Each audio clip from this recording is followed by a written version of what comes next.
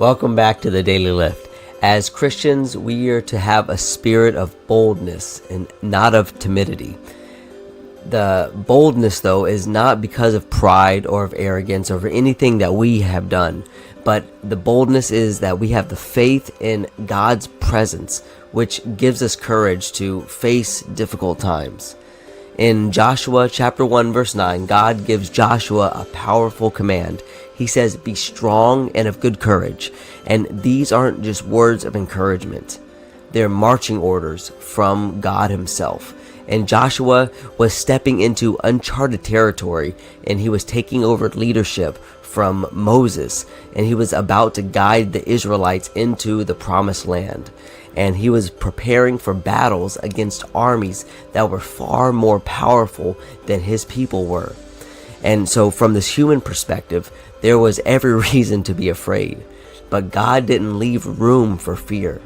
He followed the command with an unshakable promise. The Lord your God is with you wherever you go. What confidence.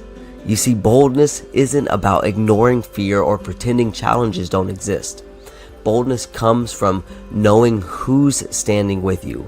And if God is with us, and He is, no opposition is too strong. No situation is too overwhelming. And that's the source of our courage. Not our strength, but God's presence. All too often, we let timidity creep into our lives, and that fear of failure, that fear of rejection, or that fear of just stepping outside of our comfort zone, it keeps us from taking those bold steps that God calls us to take.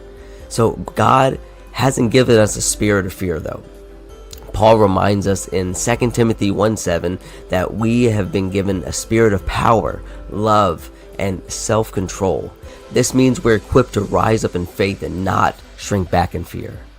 So what bold step are you supposed to take today? Maybe it's having a tough conversation. Maybe it's sharing your faith with somebody. Or maybe it's just simply waiting on the Lord. Whatever it is, remember this. The same God that commanded Joshua to be strong and courageous, He commands you to do the same. He has not changed, and His presence is just as real today, and His promises are just as true. So take that step, be bold, not because you have all the answers, but because you know the one who does. And as the psalmist says in Psalm 27:1, "The Lord is my strength and my salvation. Whom shall I fear? The Lord is my strength of my life. Of whom shall I be afraid?" So go out today with faith that rises above the fear.